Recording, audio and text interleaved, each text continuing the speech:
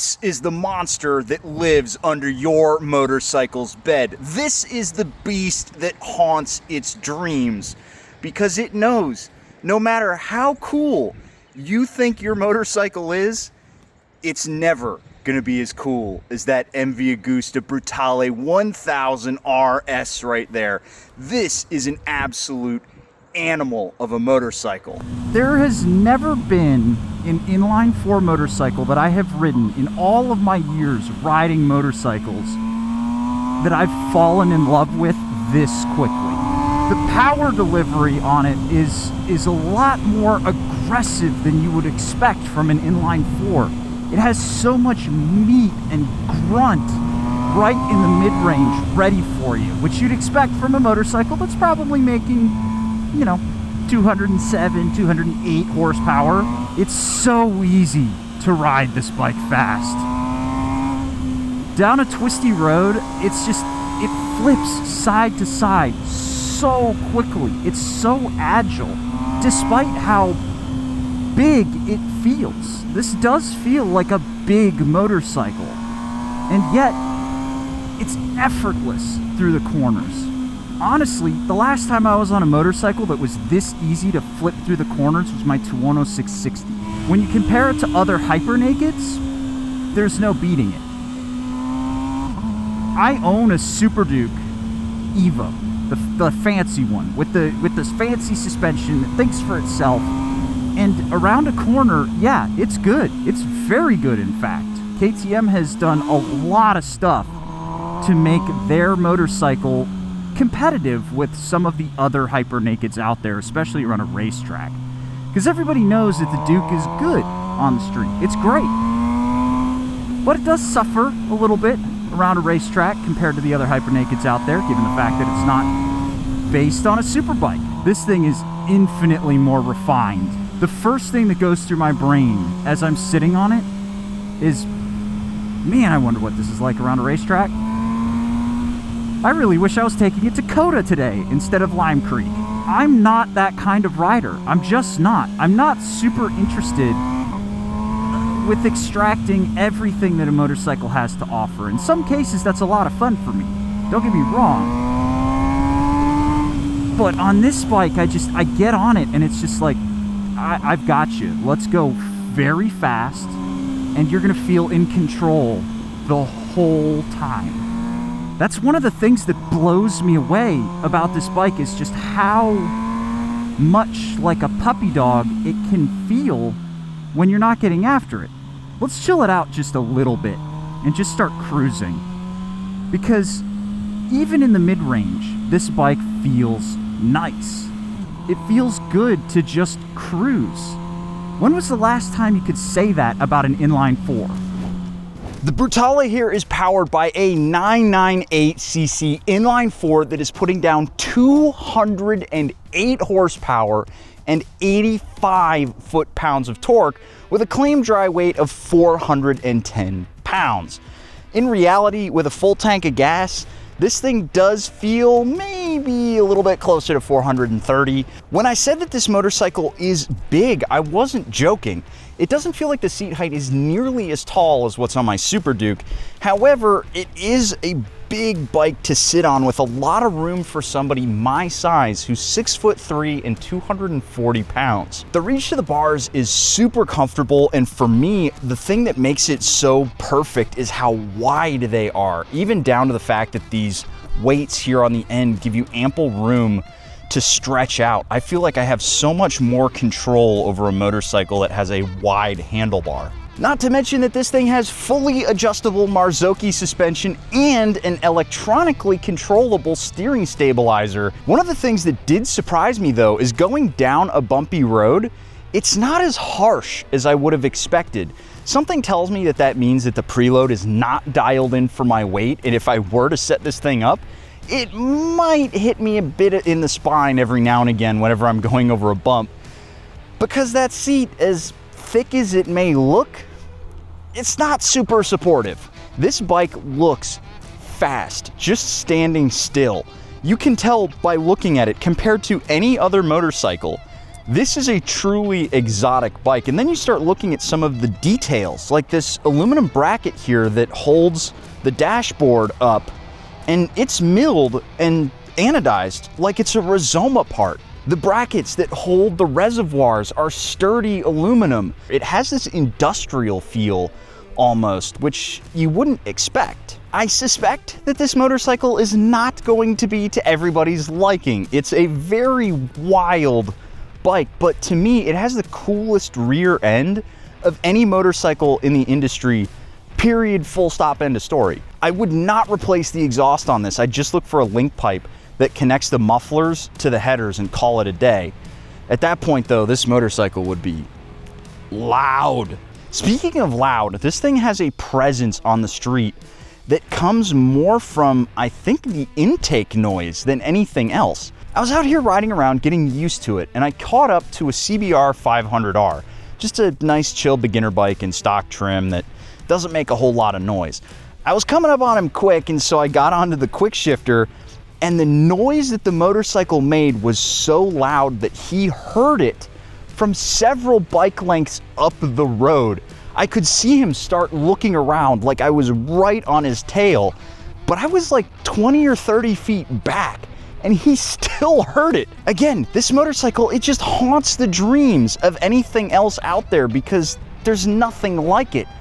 But if you're riding it around, you are going to get so much hate mail from everybody who thought that their bike was cool, and then you showed up on the MV Agusta Brutale 1000 RS here and you shattered their dreams. And that's where our sponsor DeleteMe comes in. See, the reason why they can do that is because data brokers are out there hoovering up as much data as they can about you so that they can sell it to other people and make a quick buck. You might be surprised, or more likely disturbed, how easy it really is to find out stuff like your name, your address, and in some cases even your social security number. What DeleteMe does is they're constantly out there looking for your data and making sure that whenever they find it, they issue a takedown request so those brokers can't use it. But the beauty is they're constantly monitoring all of these sites, because if a broker can grab your information once, they can do it again. In the last 2 months, DeleteMe has scanned over 4,000 different records, and they've found that 67% of the information that was out there included my name or my address, and 7% included court records that I didn't even know I had. So if any of this sounds good to you, click that link down in the description below or go to joindeleteme.com/SpitesCorner and use the code SPITE for 20% off any of their consumer grade plans. Again, that's joindeleteme.com/SpitesCorner and the code is SPITE for 20% off. That, or you could just hope you outrun all those big four fans on the highway. And speaking of which... Now, I don't expect MV riders, or certainly the rider of the Brutale 1000 RS here, to be getting on the highway all that often for purposes of commuting. If you're getting on the highway with one of these, it's probably so that you can, you know, scoot on over to your favorite twisty road real quick. But the crazy thing about this motorcycle is how livable it is on the highway. One of the things that's really nice is nothing down here on the handlebars is causing any kind of crazy wind buffeting on my head. My head is in completely clear air, and any of the wind that's coming off the bike is hitting me not in my upper chest, but in my lower chest, my core, where I'm able to like withstand that beating a lot better. One of the nice things about naked bikes where they don't have a bunch of stuff on the handlebars is where it puts the wind. It's a lot better than you'd think on the highway.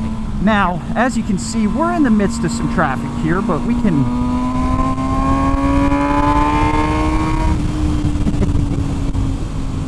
I mean, that's just a squirt of the power. Again, we're dealing with 208 horsepower on this thing. But the nice thing about it is how the torque is delivered. There's a lot more pushing you forward than you would expect. You have a lot more roll-on than you might otherwise from an inline 4 motorcycle, which is really cool. If I do have a complaint about the Brutale on the highway, it would be twofold. First of all, 208 horsepower inline 4 motor puts down a lot of heat. So if you're in traffic, you gotta keep this bike moving. And second of all, remember how I said that the seat wasn't all that comfortable? It's not great. It's not bad, but it's also not great. You don't really have any padding. It really feels like you're just sitting right on the plastic, which actually gives me a good opportunity to pull the bike back over and talk about some of the cons on this thing. First and foremost, this is a thing that I talked about when I was reviewing the X Diavel. I do not love the way that this handlebar is set up because it leaves no adjustability for you. In theory, you could get different clip-ons that have different sweeps and you could replace it on here, but it's something where you have to get a completely separate part. You don't need to reinvent the handlebar. The tune that is on this motorcycle is not great on-off. Neutral throttle, it's okay. There's not a lot of surginess going on there, but I have noticed a tendency for when you hop on the gas from neutral throttle, or maybe you've closed the throttle and you're engine braking, the bike really does punch you in the taint when you get back on the gas. It's got a lot of initial grunt, and then it kind of mellows out a little bit because it is still an inline 4. Now this is a problem that kind of runs throughout every MV Agusta since they use so many of the same parts on their bikes. These clusters date back to like 2003 or something like that. They don't make it super easy to navigate the menus on this bike, and the rocker switch to navigate the menu is right above the rocker switch for the indicators.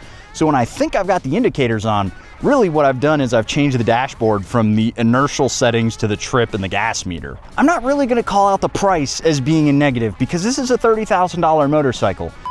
Editing Spite here to tell you that that motorcycle that I'm saying is $30,000, AF1 is currently selling it for $20,000. So, yeah. It does also put it out of reach of a lot of riders, so that is a drawback worth mentioning for some folks. What I do consider a drawback is I went over to Motivation USA. They have 4 parts that are specific to this bike. 3 of them are levers, 1 of them is an SC Project exhaust. This is a motorcycle you do not touch, you do not modify. It is done from the factory. So if you want to tinker with your bike, do not buy this thing because they'll come and take it away. It's like there's child protective services for MV Agustas. They'll just come beat down your door and take the bike back and give it to somebody else. Makes me wonder if I could be a foster parent for MV Agusta motorcycles. Now, we've played with this bike in the Twisties. We played with it on the highway. And one of the bikes you've kept hearing me return to is my Super Duke. I have a mental tier list of motorcycles that I'm constantly shuffling around. Some bikes move up to S tier, some move down to Versus 650 tier, which is like, you know, the 9th circle of hell, but you dug a little bit deeper and found a 10th circle. That's where the Versus 650 lives. So I've got a bunch of motorcycles across the spectrum, and I've ridden so many really fast bikes. And of all of the ones that I've enjoyed, the one that I threw my money down on was a Super Duke, because it's comfortable, it's big, it provides me the torque that I want to use with usable power, and it's fun to just cruise with, because it's not one of those bikes that just eggs you on consistently. A lot of super bikes, they're just like, come on, go faster, go faster, go faster, let's go, you're too slow. There's an I'm not worthy essence to these bikes, you know?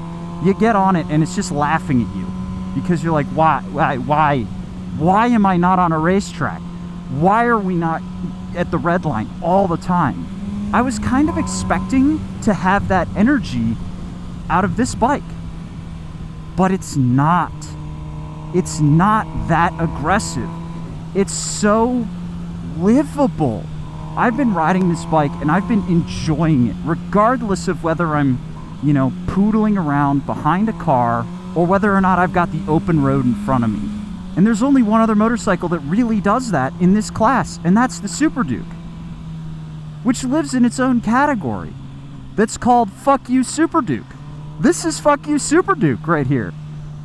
This is one of the only other motorcycles that I would really strongly consider throwing my money down at. This is something special. I've never ridden a motorcycle like this. I've never ridden something that's this much fun with an inline 4 in it. I've never ridden something that's this easy for me to get aggressive around a corner with. I've never ridden something that's this wild looking. Have I extracted all 208 horsepower out of this? No. Have I leaned it all the way over? No. But this is a motorcycle now that I am feeling fully comfortable putting on a pedestal with my favorite motorcycle of all time, the KTM Super Duke. So what do you think? Do I need to replace the Super Duke with the MV Agusta? It has a much better warranty than the KTM does. Let me know down in the comments below, and while you're down there, don't forget to check out joindeleteme.com/spitescorner and use the code SPITE for 20% off any of DeleteMe's consumer grade plans. A huge shout out to DeleteMe for supporting the channel. I'll catch you guys later.